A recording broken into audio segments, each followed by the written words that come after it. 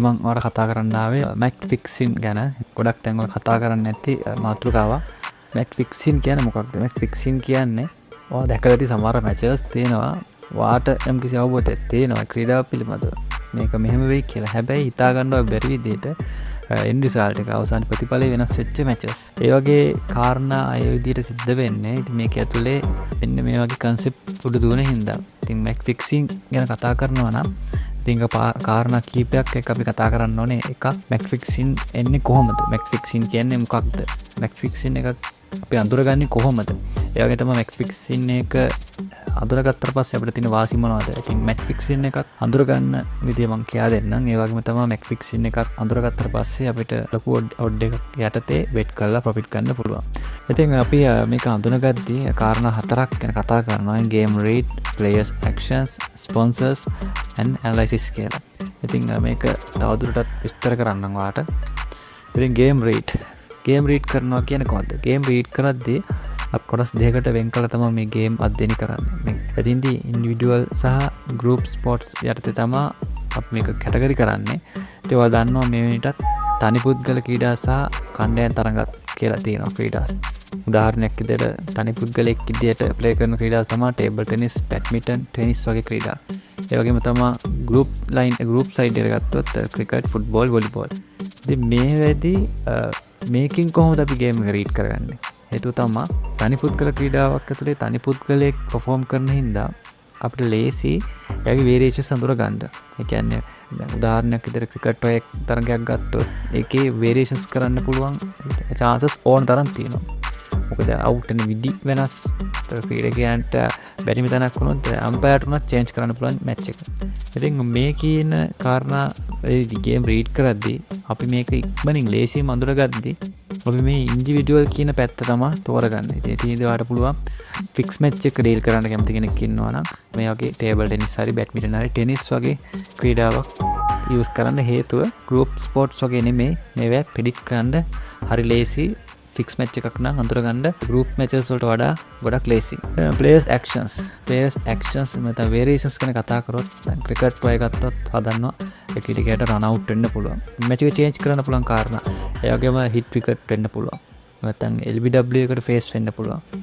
එහෙම නැත්නම් four shot selections උදාහරණයක් විදිහට ක්‍රිකට් වල තරන්නේ මේ ටෙනිස් වල පවා shot selection එක පවා change වෙන්න පුළුවන් මෙයාලා මේ vary කරන අවස්ථාවක. ඉතින් මේ කියන key points අපි monitor කරනවා closely play කරන අතරතුර game read කියන part එක ඇතුලේ මෙයාලාගේ කොහොමද body language changes වෙන්නේ කියලා. ඊළඟ කාරණා තමයි sponsors. මේක අපිට third party හොයාගන්න පුළුවන්. එහෙම නැත්නම් අපි match එක ඇතුළේදීත් අපි මේක අධ්‍යයනය කරන්න පුළුවන්. ස්පොන්සර්. ඒ කියන්නේ මේකට අනුග්‍රහය දක්වලා තියෙන ආයතන ගැන අවබෝධයක් ඇතුව අපිට තේරුම් ගන්න පුළුවන් මේකේ මොන වගේ ස්ක්‍රිප්ට් එකකට මේක යයිද කියලා. පොඩි අවබෝධයක් ගන්න පුළුවන්. දැන් උදාහරණයක් විදිහට මම betting sites සහ other කියලා මෙතන තියෙන පෙන්ලා තිනවා. betting centers අතර betway, mailbet, onexbet. other කියන කැටගරිය යටතේ Prima, Dialog, Mobitel, AIA Insurance, Vivo වගේ companies. එතකොට මේකේ මෙතන මට තේරුම් කරලා දෙන්න ඕනේ මේ බෙටින් සෙන්ටර් එකක් අනුග්‍රහය දැක්වුවොත් ගොඩක් දුරට මේකේ ස්ක්‍රිප්ට් එකකට මැච් එක චේන්ජ් වෙනවා. අද කියන යටතේ කවුරු හරි ස්පොන්සර් කරොත් ඒ කැටගරිය යටතේ මේ ආයතන විතර නෙමෙයි බෙටින් සෙන්ටර්ස් හැරෙන අනිත් ඕන ආයතනයක්.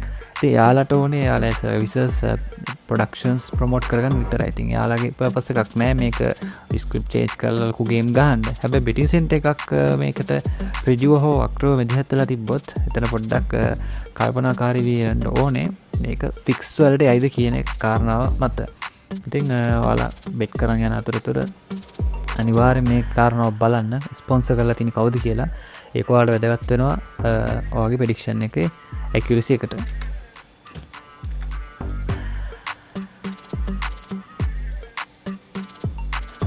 ඊළඟ තමයි ඇනලයිසිස් කියන්නේ. ඉතින් ඇනලයිස් කරද්දී අපි බලන්න ඕන කාරණා කිහිපයක් තියෙනවා.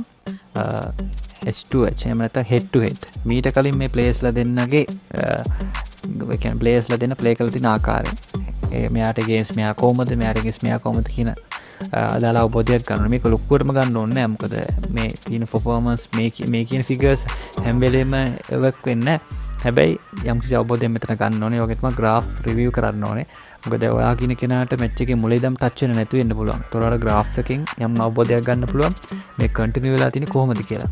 ඒ වගේ තමයි Google search කරලා ඔයාලට බලන්න පුළුවන් third party sources ඒ කියන්නේ third party sites වලින් කොහොමද මේ මැච් එක ගැන ප්‍රෙඩික්ට් කරන්නේ. අනිත් අය කොහොමද යන අදහස්. ඒ වගේම මේකේ ලයිව් යන මැච් එකක්ද. සමහරක් මැචස් තියෙනවා. දැන් ටෙනිස් වගේ ගත්තොත් ක්ලබ් ලෙවල් එකේ වගේ මැච් එක යනවා. හැබැයි Google එකේ පෙන්වන්නේ නැහැ. Google අප්ඩේට් එකක් නැහැ. ඉතින් ඒ වගේ මැචස් යනවා. ඉතින් මේ Google search එක ඇතුළෙත් ඔයාට මේ මැච් එකේ තියෙන කියන්නේ වළංගුභාවය අවබෝධ කරගන්න පුළුවන්. මේක මොන වගේ මැච් එකක්ද? මේක Google එකේ පෙන්වන්නේ නැහැ කියන්නේ කාරණා මත අපිට තේරුම් ගන්න පුළුවන් මේකේ යම් කිසි ස්ක්‍රිප්ට් එකකට යන මැච් එකක් කියලා. ඉතින් ඒ වගේ තමයි දැන් මේ ෆික්ස් කියන concept එක මම ඔයාලට මේ විදිහට තේරුම් කරලා දෙන්න ගොඩක් කෙටි කතා කරේ. ඉතින් මේකේ කියන්නේ වැඩි දුර cricket, football, tennis, table tennis වගේ ක්‍රීඩා ඇතුලේ මේ ෆික්ස් මැචස් ගැන කතා කරපු වීඩියෝස් කීපයක් මම ඔයාලට ලින්ක්ස් දාන්නම් පහලට. ඉතින් මේ ලින්ක්ස් හරහා ඔයාලට පුළුවන් ගිහිල්ලා මේ කියන ක්‍රිකට් වල වෙච්ච ෆික්ස් කතන්දර, ෆුට්බෝල්, ටෙනිස්, ටේබල් ටෙනිස් වල වුණේ කොහොමද කියන එක යන් ගැන අවබෝධයක් ගන්න. ඉතින් ඒ වගේ තමයි ඔයාලට පේන මේ මැච් එක. ඉතින් මම මැච් එක මොකද්ද කියලා විස්තර කරන්න යන්නේ නැහැ. මම මෙතන පෙන්වන්න උත්සාහ කරේ මේ බවුන්ඩරි ලයින් එකේ වල පේනදී bet 365 කියලා ගහලා තිනවා. ඉතින් මේ betting center එකක්. ඉතින් මේ betting center එක මේ තරංගය ගැන චූටි විස්තරයක් කරන්නම් මේකත් එක්ක. මේක 5 සීරීස් මැච් එකක් ඔස්ට්‍රේලියාත් එක්ක අපි තිබ්බ. ඉතින් මැච් 4ක් අපි එක දිගට පරදිනවා. පස්වෙනි මැච් එක තමයි මේ ගහන්නේ. ඉතින් මේ පස්වෙනි මැච් එකේදී ලංකාව දිරනවා. ඉතින් මේක ක්‍රීඩාවකට අපහාස කිරීමක්වත් ක්‍රීඩාව විකෘති කිරීමක්වත් නෙමෙයි. හැබැයි මේකේ තියෙන රියැලිටි එක මම කියන්නේ. ඉතින් betting center එකක් හැම වෙලේම අනුග්‍රහය දක්වන්නේ highlights matches වලට. ඒ කියන්නේ උදාහරණයක් විදිහට එංගලන්තයේ අයර්ලන්තයේ වගේ මැච් එකක් ගහනවා නම් ක්‍රිකට් ගැන දන්න ඕන කෙනෙක් මැච් එක නරවන්න කලින් කල්ැතුව බෙට් කරන්න පුළුවන් නම් බෙට් කරලා ඉවරයි එංගලන්තයට. මොකද ක්‍රීඩාව ගැන දන්නේ දන්නවා එයාලගේ පර්ෆෝමන්ස් එක, එයාලා ඉන්න රෑන්ක්ස් එක, මීට කලින් හෙඩ් ටු හෙඩ් සෙට් වෙලා තියෙන ආකාරයත් එක්ක ගොඩක් දුරට එංගලන්තේ දිරනවා කියලා. ඒක අවස්ථාවක්. ඒ කියන්නේ මේ මූණු දෙක දවල්ලා highlight matches කියන එක තෝරගන්න පුළුවන්. අනිත් කාරණා තමයි දැන් 5 set matches එක first match එක වගේ නෙමෙයි 4th 5th වගේ එද්දි පස්වෙනි match එක වගේ එද්දි එක දිගටම දැන් ලංකාව මේ හතරක් පැදලා තියෙන ඉඳලා පස්වෙනි match එක අපි highlight match එකක් විතර තමයි ගන්නෙ. මොකද first match එකේදී 120ක්වත් bet කරපු අය මේ පස්වෙනි match එක වෙනකොට invest කරන්නේ නැහැ. යාලා මේකේ උපරිම බැර කරන්න උත්සාහ කරන්නේ අනිත් පැත්තට, ඔස්ට්‍රේලියා පැත්තට. ඒ කියන්නේ ඩිපෙන්ඩ් වෙන රටත් එක්ක. නමුත් මේ තරගයට අදාළව කියන්න එතකොට ඔස්ට්‍රේලියාව තමයි බෙට් කරන්නේ. ඉතින් ඒ වගේ මැචස් වල අවසාන ස්ක්‍රිප්ට් එක අනුව ඒ කියන්නේ මෙයාලා අවසානයේ රිසල්ට් එක චේන්ජ් කරලා අනිත් පැත්ත දිනවනවා. එහෙම වුණාම අර මුල් මැච් වල යම් ප්‍රතිශත වලින් බෙදිච්ච මුදල් වලට සාපේක්ෂව සෑහෙන ප්‍රතිශතයකින් මේ betting centers වලට මුදල් ගලාගෙන යනවා. ඉතින් මේක තමයි මේ ස්පොන්සර් කිරීම එයාලගේ තියෙන අරමුණ. ඉතින් මේක මේ විදිහටම හැම එකෙම වෙන්නේ නැහැ. ඉතින් මේ වගේ ප්‍රසිද්ධිය සහ අප්‍රසිද්ධියේ මේ ස්පොන්සර්ස් කරන ආයතන සම්බන්ධ වෙච්ච අවස්ථාවක් තමයි මේ ප්‍රසිද්ධිය වෙච්ච අවස්ථාව. ඉතින් විශේෂයෙන් bet 365 betway වගේ sites ප්‍රසිද්ධියම එයාලගේ බැච් එක ගහලා එයාලා පෙන්නනවා. ඉතින් මේ betway කියන betting center එක අනුග්‍රහය දක්වන අවස්ථාවක්. ඉතින් මේක ගැන කතා කරොත් මේකෙත් එහෙමයි. ඔස්ට්‍රේලියාව මේකේ එක දිගටම මැච් දිනපු අවස්ථාවක්.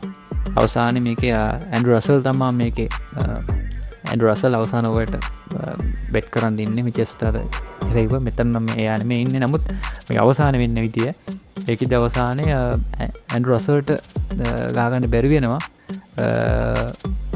සමහරවිට වෙස්ට් ඉන්ඩීස් තමයි මේක සීරීස් එකම පර්ෆෝම් කරේ. නමුත් අවසාන මැච් එක ඔස්ට්‍රේලියාවට දෙනවා. ඉතින් මේ එක්තරා ස්ක්‍රිප්ට් එකකට වෙච්ච එක ඉන්සිඩන්ට් එකක්. ඉතින් මේ betway කියලා ගහලා තියෙන්නේ betting center එකක්. CG Insurance කියලා ගහලා තියෙන්නේ තවත් වෙනත් ආයතනයක්.